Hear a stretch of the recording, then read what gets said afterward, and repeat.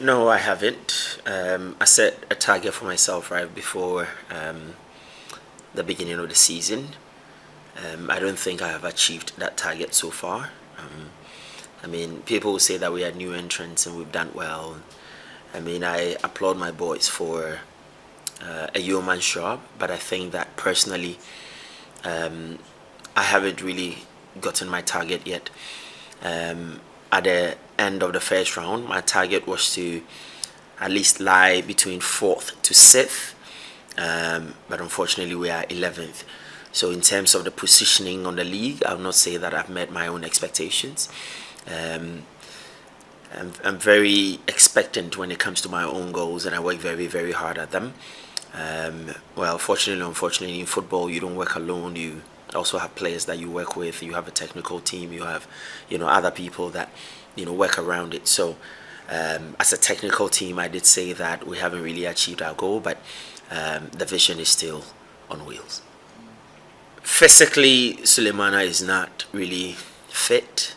I think he's about probably 60% fit, and we knew putting him in the game was gonna. We're definitely he's not. He's definitely not going to play 90 minutes. We're going to sub him at one point, but we know his quality technically and his tactical know-how. We know he understands the game. For a player who's played in Norgeland and has played in Denmark and all of that, we know that he knows exactly what he's doing on the field when he steps on it. So as much as he played just the first half, Sulemana did great for the team. His passes in the final third, that free kick, that wonderful free kick that got us the 3 points. He did great for the team, and he came out. And since then, he's been really working hard to be able to play 90 minutes. But Sulemana is a great addition to Vision FC. Other players have come in as well, and we are now trying to put together a very good and formidable squad for the second round. I'm hoping that him and other players would continue what they're doing to be able to help us achieve our targets. I mean, picking 8 points in 4 games has been a wonderful feat for the boys. Playing Apostles and Kerala away and getting both drawn games, coming home and winning 2 games against Mediama and Insuaterman. Definitely in any team. I mean, even if it's Kotoko, it will still be a morale booster. It doesn't matter whether it's a bigger team or a smaller team. In Ghana, if you go away and you even get a draw, people say it's a win because the Premier League is very, very unforgiving. To go away and get those draws is definitely a good feat, and then coming home and getting those 6 points, it's a wonderful feat as well. So it's really boosted the morale in camp. It's actually lifted the spirits of the boys. I mean, you should see them at training. They're having fun. They're working really hard, breaking a sweat, trying to make sure that they get into the team, because everybody wants to give 100% to Vision. Everybody wears the crests, on their hats, and they're very, very proud to be Vision players. We're hoping that going to Kotoko, we can carry that same confidence, we can carry that same work ethic, and be able to play a good game against Kotoko. Personally, it's a very, very, very special game. I'm playing against my own course mates. Ogum is my course mate right from the license B. We did our license B together. We did our license A together.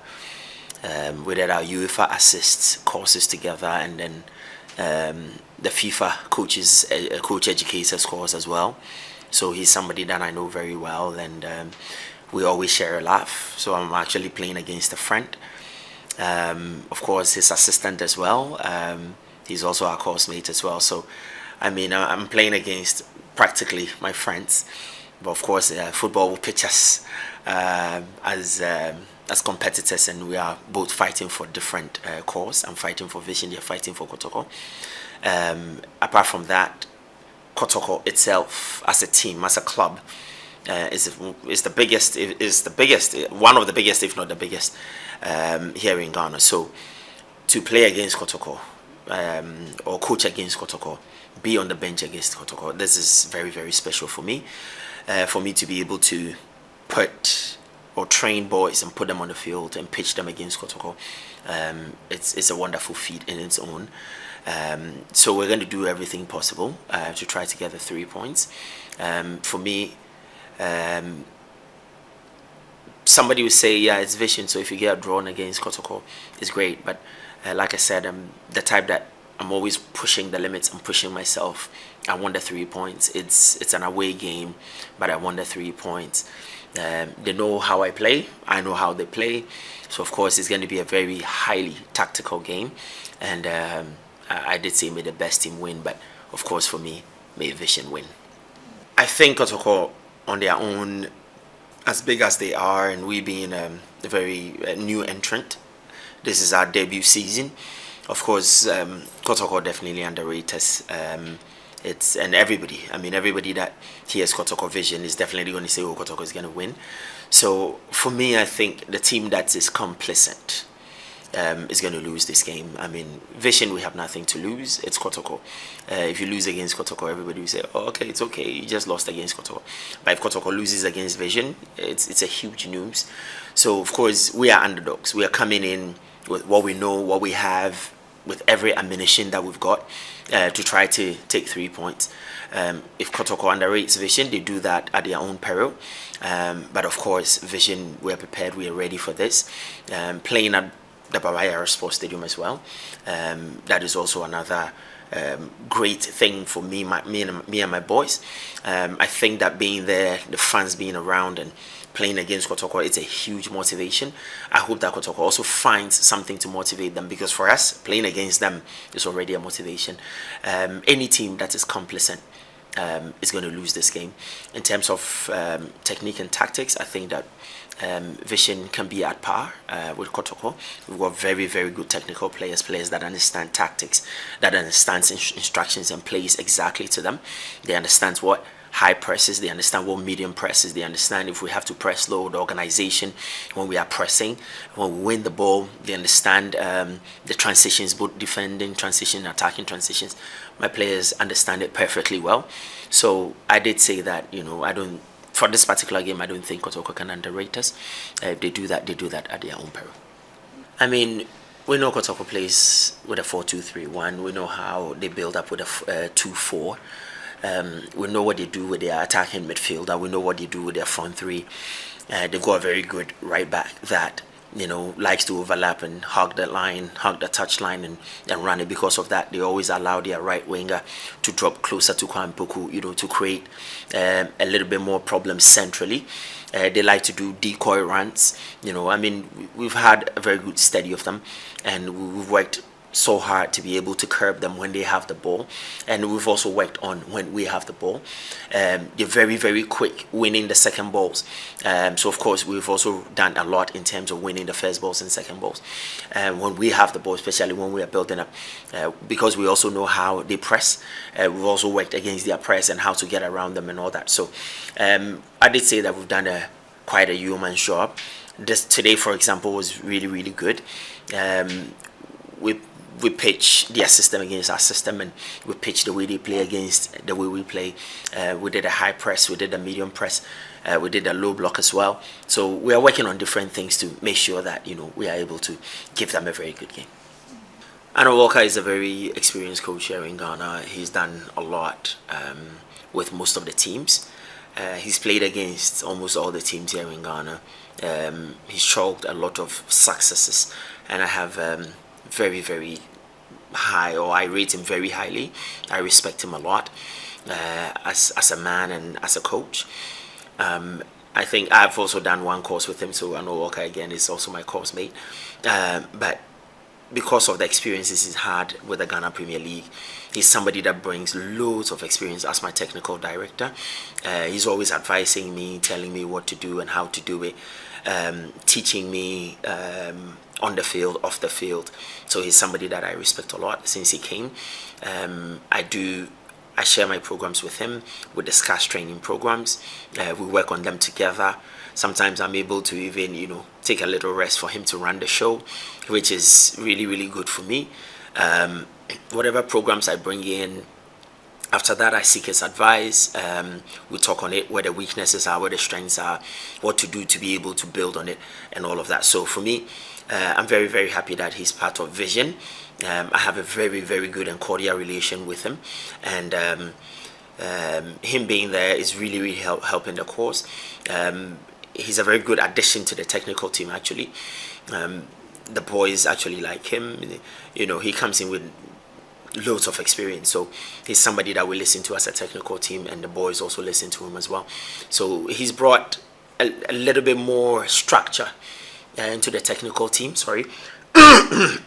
into the technical team, and he's helping us a lot. I remember against Nswaterman, you know, when it was about 10 minutes to go, I remember he called me and said, "Coach, you have 10 minutes to go. Time to just possess the ball, you know, and play and all that." And I was like, "Coach, my boys are finding it very difficult to possess the ball." So I was thinking that, you know, we actually set a defensive block so that, and it was like, okay, you know what, actually that's true. Okay, if that's the case, then set the defensive block well, make sure that we don't concede. Let's win with a 1-0, and then we go. And that's exactly what we did. We're able to hold in Swaterman. So, I mean, having somebody at the back and watching it and advising you in-game tactics, you know, after the game, you also have somebody that you can discuss the game with, for him to tell you what he saw and how to do and what to do next time. I think that it's something that you cannot buy on the market. So I'm very, very happy that Annor is part of us. I always say that Anakwesi Asante is always somebody that's irreplaceable in my midfield, in that defensive area. Very good tackler of the ball winner. He's a very good passer of the ball. He reads the game really, really well. Positionally, he's very disciplined. Every time you play him alongside Kingsley, they do a job. Unfortunately, Nanakwesi is down and out for through suspension. So of course Kingsley will fill his spot, but I would not say I'm going to replace Kwesi, but I'm bringing somebody else to fill the shoes. There is a new boy that's registered, very, very good player, left-footed player. He reads the game just exactly as Nanakwesi. He's a destroyer, he's a distributor, he's got power to shoot and all of that. So he's the one person that Amwa is the one person that I'm hoping that, you know, can stay fit for this particular game. And when he does, I think him together with Kingsley can do a wonderful job in the middle. They are workaholics. They are both ball winners. Of course, Amwa is more technical, but if you pitch those two together, you get perfect combination of a midfield where you get hard work, you get excellent technical work, you get tactical work, and all that, you know, fusing one. So I'm hoping that, you know, Amwa will be ready for this game as well. If you take that out, I also have Boache. Boache, very, very experienced player. Boache can stay in the midfield and do a job.